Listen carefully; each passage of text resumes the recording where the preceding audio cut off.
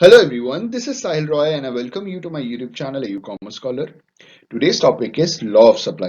जी हाँ दोस्तों, हम माइक्रो इकोनॉमिक्स में जो चैप्टर कवर कर रहे हैं वो है law of supply and price elasticity of supply, जिसका जो टॉपिक आज हमारा है वो है लॉ ऑफ सप्लाई।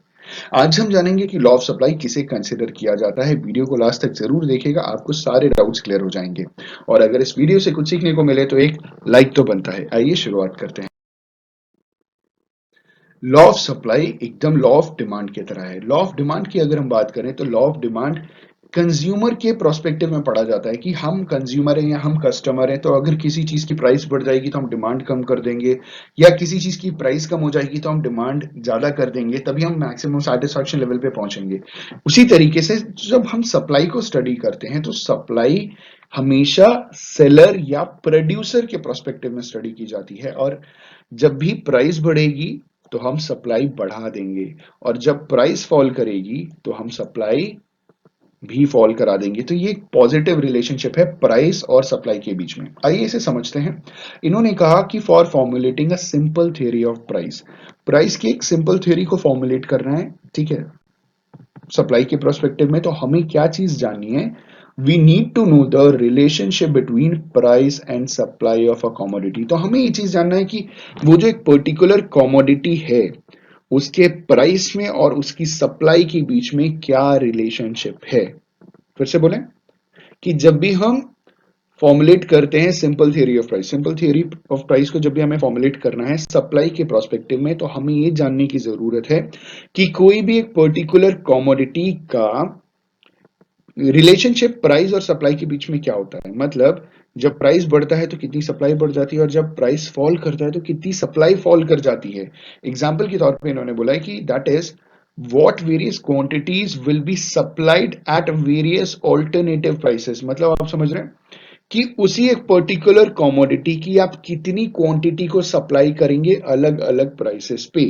मतलब समझ रहे हैं, मैगी का पैकेट 35 ग्राम्स का आता है, मैगी का पैकेट 70 ग्राम्स का भी आता है। मतलब एक हाफ का होता है, एक सिंगल पैकेट होता है। कुछ मैगी के पैकेट्स में 2 भी होते हैं, 4 भी होते हैं, 6 भी होते हैं, 8 भी होते हैं।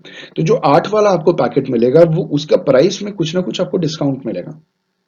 तो जो सेलर होता है वो ये चीज ऑब्जर्व करने की कोशिश करता है कि बेच तो मैगी ही रहे हैं, ठीक है, तो किस, वो पर्टिकुलर कमोडिटी होगी हमारी मैगी, ठीक है, तो किस प्राइस पे कितनी सप्लाई हम करें। अगर प्राइस बढ़ती है तो हम ज्यादा सप्लाई करेंगे, प्राइस फॉल करती है तो हम कंपैरेटिवली कम सप्लाई करेंगे। इसमें आप डिमांड को मत लेकर के आइएगा, इसे आप सिर्फ सप्लाई के पर्सपेक्टिव से समझिएगा। बीइंग अ सप्लायर आप क्या सोचते हैं, आप क्या करेंगे। तो बीइंग अ सप्लायर, जब किसी भी वस्तु की कीमत बढ़ेगी अलग रेट पे, मतलब तो हम क्या करेंगे, उसकी सप्लाई बढ़ा देंगे, क्योंकि हमें उसमें कंपैरेटिवली ज्यादा प्रॉफिट होगा, ठीक है। वाइस वर्सा, जब उसकी प्राइस फॉल करेगी तो हम उसकी सप्लाई कम कर देंगे। आगे इन्होंने बोला द लॉ ऑफ सप्लाई और more appropriately supply hypothesis gives us the relationship between price and supply of a commodity. मतलब लॉ ऑफ सप्लाई, जिसे हम सप्लाई हाइपोथेसिस भी बोलते हैं, वो हमें किसी भी एक पर्टिकुलर कमोडिटी के प्राइस और सप्लाई के बीच में रिलेशनशिप बताता है, एक्सप्लेन करता है, ठीक है। आइए आगे बढ़ते हैं। अब लॉ ऑफ सप्लाई एग्जैक्टली है क्या। इन्होंने बोला है कि the law of supply states that other things remaining the same, the quantity of any commodity that the firm will produce and offer for sale rises with a rise in its price and falls with a fall in its price। मतलब समझ में आया आपको। इन्होंने बोला साफ साफ कि लॉ ऑफ सप्लाई का मतलब क्या होता है कि other things remaining the same. Other things remaining the same का मतलब यहां पे ये हो रहा है कि आप सिर्फ प्राइस को देख रहे हैं, आप सिर्फ पैसे को देख रहे हैं, और उसके बाद बाकी फैक्टर्स ऑफ प्रोडक्शन को आप भूल जाइए, ठीक है। Other things remaining the same भी हम अभी देखेंगे कि other things remaining the same में क्या क्या चीजें आती हैं। इन्होंने बोला कि लॉ ऑफ सप्लाई में क्या होता है कि other things remaining the same, जो किसी भी एक पर्टिकुलर कॉमोडिटी की कितनी क्वांटिटी फर्म प्रोड्यूस करता है और सेल के लिए ऑफर करता है with the rise in its price, जब उसकी प्राइस बढ़ जाती है, या with the fall in its price, या जब उसकी प्राइस फॉल कर जाती है। मतलब इसे आप ऐसे समझिए कि आप किसी भी एक पर्टिकुलर कमोडिटी के आप प्रोड्यूसर हैं, आप किसी भी एक पर्टिकुलर कमोडिटी को प्रोड्यूस करते हैं, कोई भी एक पर्टिकुलर चीज आप बनाते हैं, ठीक है। अब आपको ये देखना है कि जब उसकी प्राइस बढ़ेगी तो आप उसका कितना प्रोडक्शन बढ़ा देंगे या जब उसकी प्राइस फॉल करेगी तो आप उसका कितना प्रोडक्शन आप कम कर देंगे, और बढ़ाने के साथ साथ आप ऑफर करेंगे, कम करने के साथ साथ वो भी ऑफर हो गया मार्केट में, ठीक है। तो this is law of supply. Simple शब्दों में कहा है, in other words, the law of supply states that the higher the price, the larger is the quantity supplied. आप समझ गए लॉ ऑफ सप्लाई क्या कहता है। लॉ ऑफ सप्लाई साधारण भाषा में ये बताता है कि जितना ज्यादा प्राइस होगा उतनी ज्यादा आप उतनी बड़ी क्वांटिटी आप सप्लाई करोगे, क्योंकि आपको कंपैरेटिवली उसमें ज्यादा प्रॉफिट मिलेगा ना। आगे कह रहे हैं, in the terms of law of supply the quantity supplied of a commodity is positively related to its price. ठीक है, positively related to its price का मतलब क्या हुआ, जैसे जैसे प्राइस बढ़ेगा वैसे वैसे सप्लाई बढ़ेगा, जैसे जैसे प्राइस फॉल करेगा वैसे वैसे उसकी सप्लाई फॉल करेगी। ठीक है, तो इन the terms of law of supply जो क्वांटिटी सप्लाई की जाती है किसी भी कमोडिटी की, जब भी हम उसके प्राइस से उसे रिलेट करते हैं तो पॉजिटिव रिलेट करता है। ठीक है, तो प्राइस बढ़ेगा तो सप्लाई बढ़ेगी, प्राइस फॉल करेगा तो सप्लाई भी फॉल करेगी।